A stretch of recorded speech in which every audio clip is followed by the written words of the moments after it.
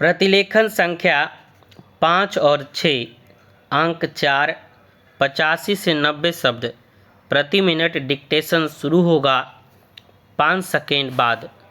5, 4, 3, 2, 1 start. मित्रों, मुझे फिर से यहाँ आप सब लोगों के बीच आकर बहुत खुशी हुई है। आप में से कई इस बीच मुझसे भारत में या संसार के किन्हीं अन्य हिस्सों में मिल चुके हैं। आप लोगों को मेरे दिन के कार्यक्रमों के बारे में कुछ वर्णन लिखकर दिया गया है, लेकिन शायद आप सब जो राजनीति में रहने वालों के जीवन से परिचित हैं, जानते हैं कि उनके कोई 2 दिन एक जैसे नहीं हुआ करते हैं, और कोई कितना भी ध्यान करना और दूसरी भिन्न भिन्न चीज करना चाहे, इच्छा मात्र ही रह जाती है, हो नहीं पाती। मैं जब लोगों के बीच रहती हूँ और खासकर ऐसे दिलचस्प लोगों के बीच जैसे कि आज इस हॉल में उपस्थित हैं, तो भी मुझे विश्राम और मनोरंजन प्राप्त होता है। हमारा समय सीमित है, इसका कारण मैं लंबा भाषण नहीं देने वाली हूँ। मैं केवल थोड़े से विषयों का ही वर्णन करूँगी, ताकि आप अपने प्रश्न तैयार कर सकें। और हाँ, आपके इन प्रश्नों में वह सब भी सामने आएगा जिसमें आपकी रुचि होगी। ठीक 5 साल पहले मैं यहाँ आई थी, और तब मैंने आपको उन चीज़ों के बारे में बताया था जो हम भारत में करना चाहते हैं। इस बीच भारत में ही नहीं, संसार के सभी भागों में बहुत कुछ घटा है, लेकिन स्वाभाविक है कि इस समय मुझे अपने देश की ही चिंता है। सन 1966 में मेरे अपने देश में संसार के समाचार पत्रों में, जिसमें अमेरिका के पत्र भी शामिल थे, हमारी एकता, हमारे लोकतंत्र और हमारे जीवित रहने की दास्ता के बारे में संदेह प्रकट किए गए थे। बस मैं इतना ही कहूँगी कि मैं फिर आज आपके सामने हूँ, लेकिन हम एक अंधकार और कष्ट के दौर से होकर निकले हैं, जो संकट के अभ्यस्त लोगों के लिए काफ़ी असाधारण रूप से गंभीर था। अब हम गेहूं, चावल और उन अनाजों के मामले में जो हमारे लोगों की मुख्य खुराक है, आत्मनिर्भर हैं। सिंचाई की सुविधाओं और उर्वरकों के उत्पादन के बढ़ने से अन्य कृषि उपजों की पैदावार बढ़ने की उम्मीद है।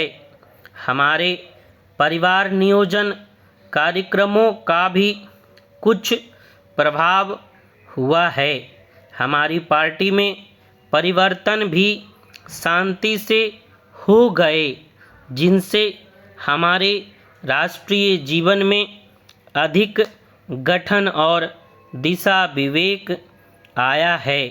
हम आम चुनावों ने अपनी जनता में हमारे विश्वास को भी सही साबित किया है।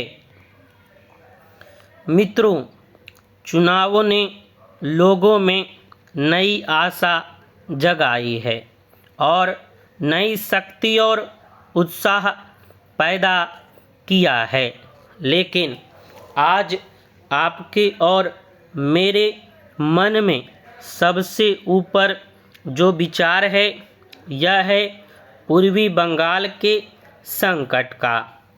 वहाँ भी चुनाव हुए, इस लक्ष्य के बावजूद कि पूर्वी बंगाल के चुनाव सैनिक शासन के अधीन ही हुए, वहाँ की जनता ने आवामी लीग के पक्ष में इतना भारी बहुमत दिखाया जो लोकतंत्री अधिकारों में उनकी गहरी इच्छा का परिचायक है।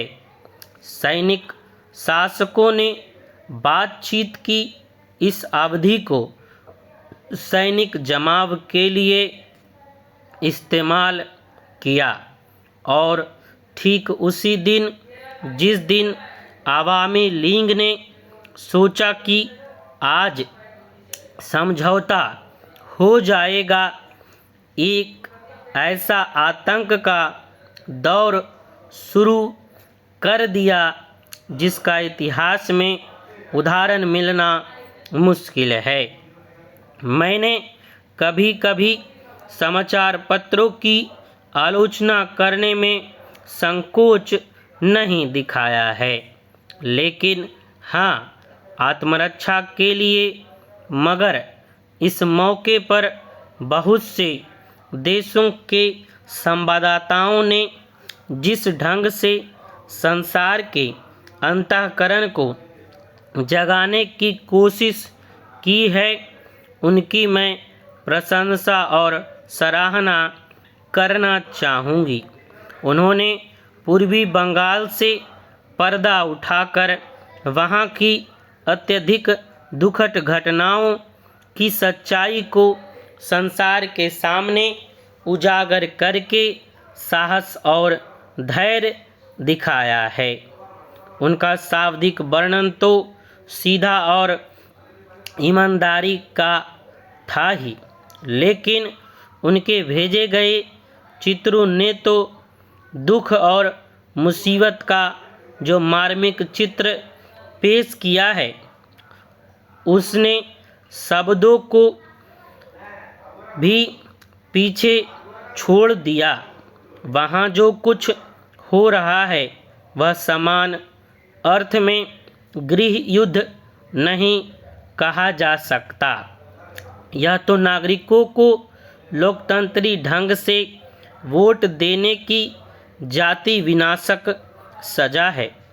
यह अपने विरोधियों से छुटकारा पाने और साथ ही अपने पड़ोसी राष्ट्रों के खिलाफ लाखों बेबस लोगों को हथियार बनाकर इस्तेमाल करने का अजीब और क्रूर तरीका है। शरणार्थियों की संख्या यूरोप के कुछ देशों की जनसंख्या के बराबर है, जैसे कि बेल्जियम और ऑस्ट्रिया, जहां मैं अभी हाल में ही गई थी। हमारी समझ में यह एक नए प्रकार का आक्रमण है। इससे निश्चय ही हम पर एक ऐसा आर्थिक भार आ पड़ा है जिसे हमारी अंतरात्मा स्वीकार नहीं करती और जिससे राजनीतिक और सामाजिक तनाव पैदा हो गए हैं तथा जिसने हमारी सुरक्षा को खतरा पैदा कर दिया है।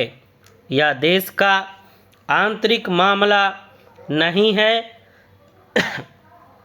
असुरक्षा के कारण वहाँ के लोग भारत में आ रहे हैं। समाप्त।